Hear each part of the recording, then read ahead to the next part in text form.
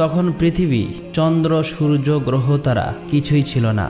একাকী মহান আল্লাহ রব্বুল আলামিন, সমগ্র বিশ্ব জগতের প্রতিপালক মহান আল্লাহ তাআলা কলম সৃষ্টি করে কলমকে আদেশ করলেন, হে কলম তুমি লেখো। এই আদেশ পেয়ে কলম বলল, হে আমার রব আল্লাহ রব্বুল আলামিন, আমি কি লিখব? আল্লাহ রব্বুল আলামিন বলল, তুমি আরশে মুহাল্লায় কলেমা তৈয়্যিবা লেখো। এই আদেশ পেয়ে কলম 400 বছর ধরে লা ইলাহা ইল্লাল্লাহ লিখতে থাকলো। যখন 400 বছর অতিক্রম করলো, তখন আল্লাহ রব্বুল আলামিন আবার কলমকে জিজ্ঞেস করলো, হে কলম তুমি কি লিখছো বলো। কলম বলল, হে আল্লাহ তাআলা, আমি তো শুধু লা ইলাহা ইল্লাল্লাহ লিখেছি। তারপর আল্লাহ রব্বুল আলামিন বলল, তুমি কলেমার শেষ অংশ লেখনি কেন?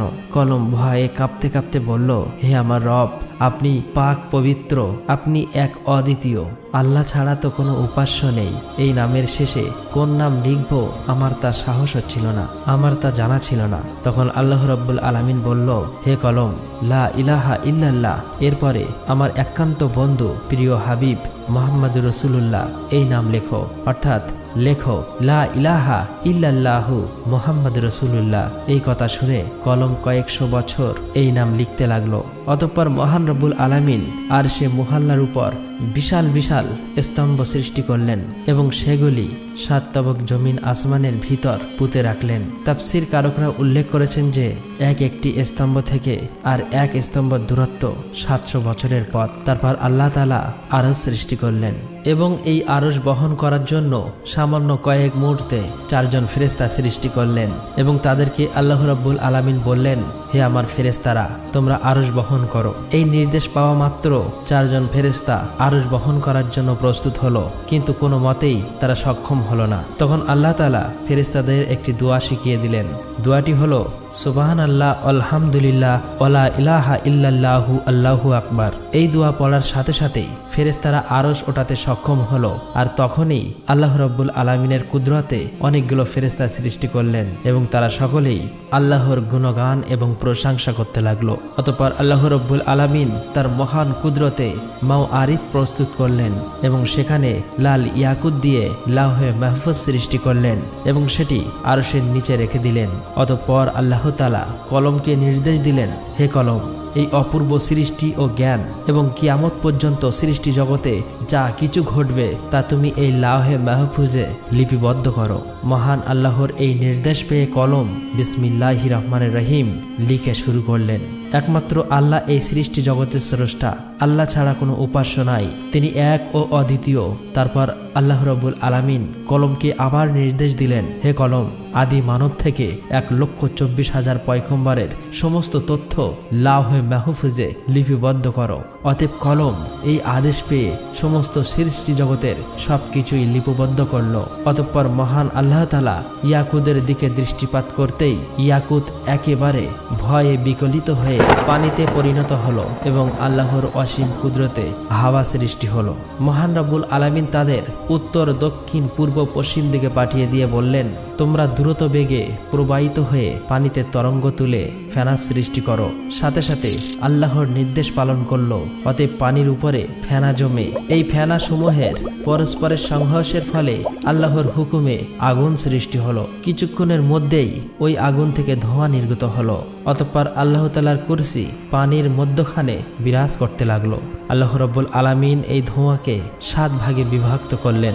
এর প্রথম ভাগ দিয়ে পানি, দ্বিতীয় ভাগ দিয়ে তামা, তৃতীয় ভাগ দিয়ে লোহা, চতুর্থ ভাগ দিয়ে রূপা, পঞ্চম ভাগ দিয়ে সোনা, ষষ্ঠ ভাগ দিয়ে মাওয়ারিদ, সপ্তম ভাগ দিয়ে ইয়াকুত সৃষ্টি করলো। এরপর মহান আল্লাহ তাআলা তার নিজ কুদরতে পানি দ্বারা প্রথম আসমান, তামা দ্বারা দ্বিতীয় আসমান, লোহা দিয়ে তৃতীয় আসমান, রূপা দিয়ে চতুর্থ আসমান, স্বর্ণ দিয়ে পঞ্চম আসমান, মাওয়ারিদ দিয়ে ষষ্ঠ আসমান এবং ইয়াকুত দিয়ে সপ্তম আসমান সৃষ্টি করলেন।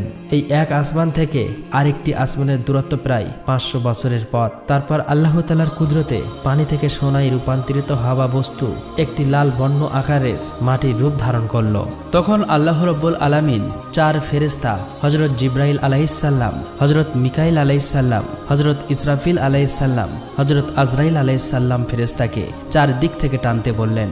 আল্লাহর নির্দেশ পেয়ে তারা সেই আদেশ পালন করল এবং সাথে সাথেই সুবিস্তৃত জমিনের রূপ ধারণ করল। অতঃপর আল্লাহ রাব্বুল আলামিন মাত্র 6 দিনে আসমান, জমিন, চন্দ্র, সূর্য, গ্রহ, তারা এই বিশ্ব জগৎ সমূহের যা কিছু আছে সমস্ত কিছু সৃষ্টি করলেন। তারপর সহস্র বছর পর আল্লাহ রাব্বুল আলামিন ধোঁয়াবিহীন অগ্নি সৃষ্টি করে তা থেকে জিনজাতি সৃষ্টি করলেন।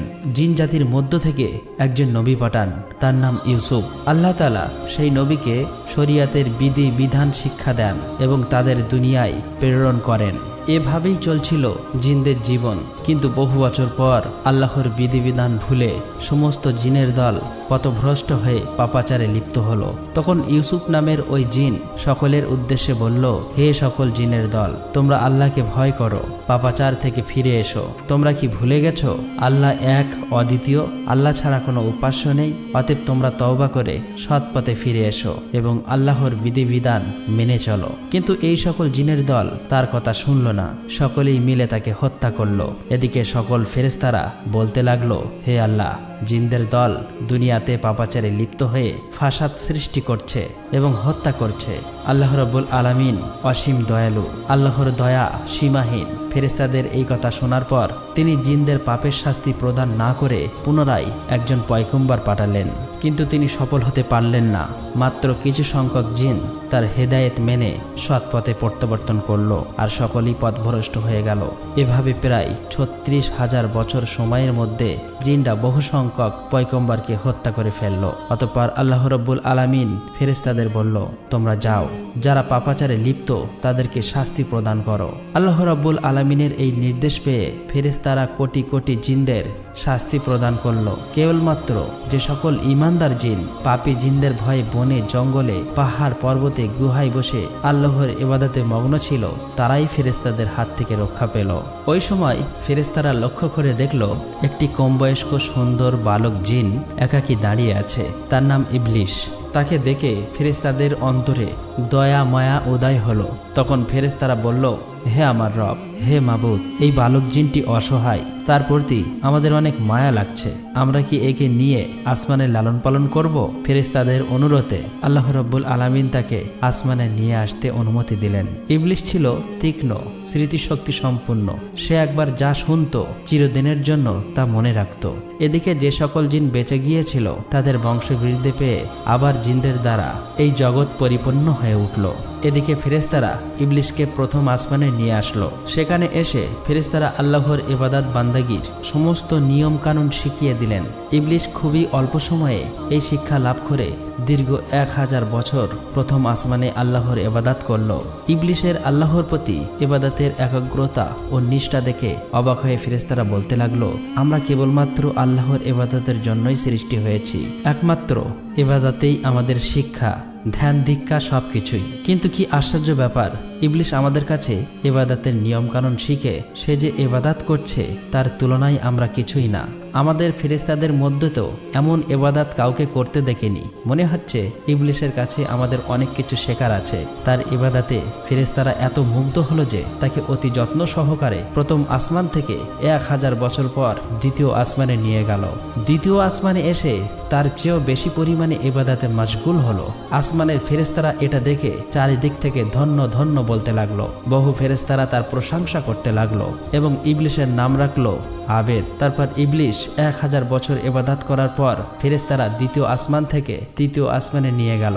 সেখানে এসে আরো বেশি পরিমাণে পরম একাগ্রতা মনোযোগের সাথে আল্লাহর ইবাদতে মগ্ন হলো। এটা দেখে সেখানকার ফেরেশতারা তার ইবাদতে মুগ্ধ হয়ে ইবলিশের নাম রাখলো অলি। এভাবেই প্রত্যেক আসমানে ইবলিশ 1000 বছর ইবাদত করলো। অবশেষে সপ্তম আসমানে উপনীত হয়ে পরম সুখে শান্তিতে বসবাস শুরু করলো। ইবলিশ সর্ববিষয়ে অনেক জ্ঞান এবং অভিজ্ঞতা অর্জন করলো। তখন ফেরেশতারা আল্লাহর কাছে দোয়া করে বলল, হে আমার রব, হে আল্লাহ, তুমি তোমার প্রিয় ইবলিশকে যদি আরশে মুহাল্লায় উঠিয়ে আনো তবে আমরা তার কাছ থেকে অনেক মূল্যবান উপদেশ শুনে অনেক কিছু শিখতে পারতাম, কেননা সে আমাদের অপেক্ষা অনেক বেশি জ্ঞান অর্জন করেছে। মহান আল্লাহ তাআলা ফেরেশতাদের এই আবেদন মঞ্জুর করলেন এবং ইবলিশকে আরশে মুহাল্লার কাছে নিয়ে আসলেন। সেখানে এসে ইবলিশ ইয়াকুত নির্মিত একটি সুউচ্চ মেম্বারে ইবাদতে মশগুল হলেন এবং ওয়াজ নসিহত করতে লাগলো। তখন এইসব দেখে ফেরেশতারা তাকে মালাইকা অর্থাৎ ফেরেশতাদের শিক্ষক হিসেবে মেনে নিল। এদিকে পৃথিবীর যে সকল জিনের দল অবশিষ্ট ছিল তারা আবারও ভীষণ পাপাচারী হয়ে উঠল। তখন আল্লাহ রাব্বুল আলামিন ইবলিশকে বললেন, হে ইবলিশ, তোমার ইবাদত বান্দেগী এবং আনুগত্য দেখে অত্যন্ত সন্তুষ্ট হয়েছি। এবার তুমি দুনিয়াতে গিয়ে তোমার স্বজাতীয় জিনদেরকে সৎপথ প্রদর্শন করো।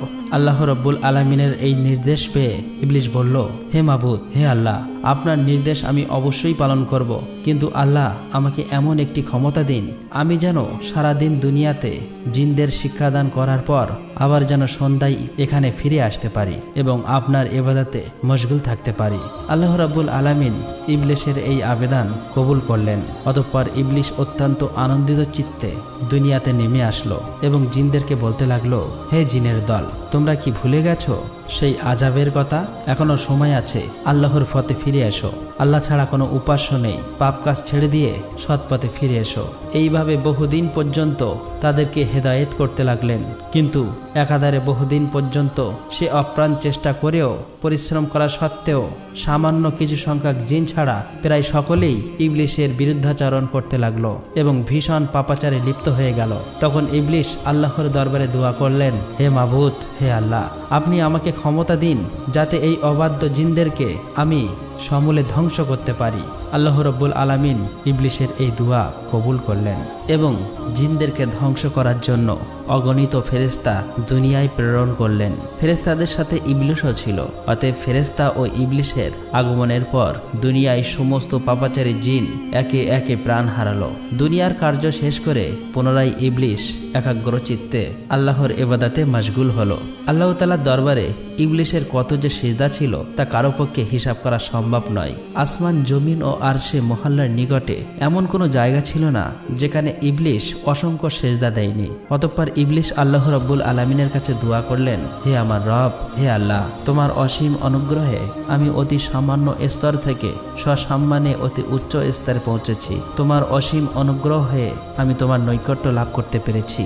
এখন আমার মনের একান্ত বাসনা হলো তোমার পবিত্র লাওহে মাহফুজ যদি একবার দর্শন করাতেন, আল্লাহ গো, জীবন ধন্য সার্থক হয়ে যেত। তুমি দয়া করে অনুগ্রহ করে আমার এই আকাঙ্ক্ষা পূর্ণ করো। মিকাইল ফেরেশতা এই নির্দেশ পাওয়ার সাথে সাথে ইবলিশকে নিয়ে লাওহে মাহফুজের নিকট নিয়ে গেল। ইবলিশ আল্লাহর অপূর্ব সৃষ্টি লাওহে মাহফুজের দিকে এক দৃষ্টিতে চেয়ে দোয়া পাঠ করতে লাগলো। হঠাৎ এক স্থানে চোখ পড়ল আর সেখানে লেখা আছে, আল্লাহর এক বান্দা 6 লক্ষ বছর পর্যন্ত আল্লাহর ইবাদত করবে, কিন্তু মহান আল্লাহর একটি আদেশ অমান্য করায় সে জান্নাত থেকে বিতাড়িত হবে, আর ওই বান্দা আসমান ও জমিনের মালায়ন বা অভিশপ্ত নামে পরিচিত হবে। এটা দেখার পর ইবলিশ কেঁদে ফেলল এবং সেজদায় লুটিয়ে পড়ল। তাফসীরকারকদের মতে ইবলিশ এই সেজদা 6000 বছর অতিবাহিত করেছিল। 6000 বছর পর ইবলিশ মাথা তুলে দেখতে পেল তার সিজদার জায়গায় লিখিত রয়েছে, লাআনাতুল্লাহি আলা ইবলিশ, ইবলিশের উপরে আল্লাহর অভিশাপ বর্ষিত হোক। এটা দেখে ইবলিশ আল্লাহর কাছে দোয়া করল, হে আমার রব, এই ইবলিশকে আমি তাকে যথাযথ শিক্ষা দান করি। তার জবাবে মহান আল্লাহ তাআলা বললেন, অচিরেই তুমি তাকে দেখতে পাবে। এই কথা শুনে ইবলিশ সেখানে দাঁড়িয়ে 1000 বছর পর্যন্ত পাঠ করল, লাআনাতুল্লাহি আলা ইবলিশ, অর্থাৎ ইবলিশের উপর আল্লাহর লানত বর্ষিত হোক। এখানে উল্লেখ করা প্রয়োজন তখন ইবলিশ এই নামে পরিচিত হয়নি। এরপর আল্লাহ রাব্বুল আলামিন ইবলিশকে বললেন, হে ইবলিশ, বলতো যে বান্দা আমার অশেষ অনুগ্রহ লাভ করার পরেও আমার হুকুম অমান্য করবে তার কেমন শাস্তি হওয়া উচিত? জবাবে ইবলিশ বলল, হে আমার রব, মহান আল্লাহ রাব্বুল আলামিন এমন অকৃতজ্ঞ ব্যক্তির কঠিন শাস্তি এবং অভিশাপ বর্ষিত হওয়া উচিত। তখন আল্লাহ রাব্বুল আলামিন বললেন, তোমার এই কথাটা এক টুকরো তক্তিতে লিখে তোমার কাছেই রেখে দাও, পরে তা কাজে আসতে পারে। অতঃপর এই ঘটনার বেশ কিছুদিন পর হঠাৎ একদিন ইবলিশ মনে মনে ভাবতে লাগলো, এখন ফেরেশতাদের জগতে, জিনের জগতে এমন কোনো ফেরেশতা ও জিন নেই যে আমার চেয়ে বেশি শিক্ষা লাভ করেছে। এখন ফেরেশতাদের থেকে আমার প্রভাব অতুলনীয়। আমার প্রভাব, প্রতিপত্তি ও ক্ষমতার সাথে মোকাবিলা করার মতো আর কেউ নেই। আমার মনে হয় মহান আল্লাহ রাব্বুল আলামিন সৃষ্টি জগতের পরিচালনার ঘটনার দায়িত্ব একমাত্র আমাকেই দিতে পারে। এই ঘটনার বেশ কিছুদিন পরেই আল্লাহ তাআলার একদল ফেরেশতা লাওহে মাহফুজে একটি লেখা দেখতে পায়, খুব শীঘ্রই একজনের উপর আল্লাহর নালত বর্ষিত হবে। এই লেখা দেখে সমস্ত ফেরেশতাদের দল ভয়ে থরথর করে কাঁপতে লাগলো। তারা বলতে লাগলো, না জানি কে ওই হতভাগা যার উপরে এই দুর্ভাগ্য নেমে আসবে। সকল ফেরেশতারা দুশ্চিন্তায় পেরেশানি হয়ে কাঁদতে কাঁদতে তাদের ওস্তাদ ইবলিশের নিকট হাজির হলো। ইবলিশ তাদেরকে দেখে বলল, কি ব্যাপার, তোমরা সবাই এমন করে কান্না করছো কেন? তখন ফেরেশতারা বলল, ওস্তাদ, লাওহে মাহফুজের ওখানে লেখা আছে একজনের উপর আল্লাহর নালত বর্ষিত হবে। আমরা এই চিন্তায় এবং ভয়ে কান্না করছি। ওস্তাদ, আপনি আমাদের জন্য দোয়া করুন যাতে আমরা আল্লাহর নালত থেকে রক্ষা পেতে পারি।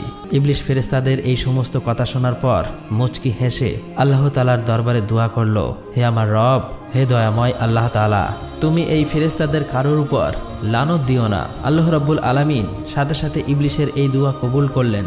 অতঃপর এর কিছুদিন পর একদিন ইবলিশ আরশে মুআল্লার একখানা তাকঠির উপরে উজ্জ্বল নূরের হরফে একটি লেখা দেখতে পায়। সেখানে লেখা ছিল, আউযু বিল্লাহি মিনাশ শাইতানির রাজিম, অর্থাৎ বিতাড়িত শয়তান হতে আল্লাহ তাআলার নিকট সাহায্য প্রার্থনা করছি।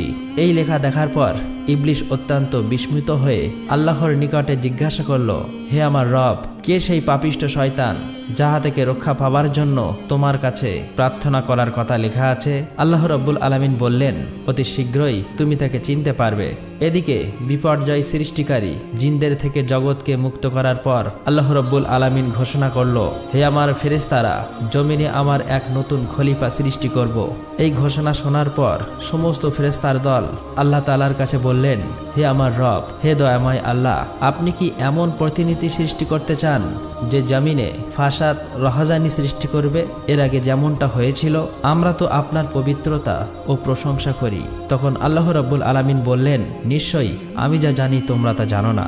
অতঃপর আল্লাহ রাব্বুল আলামিন জিব্রাইল আলাইহিস সালামকে আদেশ দিলেন, হে জিব্রাইল, তুমি যাও, জমিনের উপরি ভাগ থেকে এক মুষ্টি মাটি নিয়ে আসো। জিব্রাইল আলাইহিস সালাম এই নির্দেশ পেয়ে তখনই জমিনে নেমে আসলো। যেখানে বর্তমানে কাবা উপস্থিত, সেখানেই সর্বপ্রথম এক মুষ্টি মাটি নিতে চাইল। কিন্তু জমিন বলে উঠল, হে জিব্রাইল, আমার নিকট থেকে মাটি নিও না। এই মাটি থেকে আল্লাহ রাব্বুল আলামিন তার যে খলিফা বা প্রতিনিধি সৃষ্টি করবেন, তাদের সন্তান সন্ততি শাস্তিযোগ্য হবে। আমি অসহায় মাটি, আল্লাহর শাস্তি ভোগ করার শক্তি আমার নেই। এই কথা শোনার পর হযরত জিব্রাইল আলাইহিস সালাম মাটি না নিয়ে ফিরে আসলেন।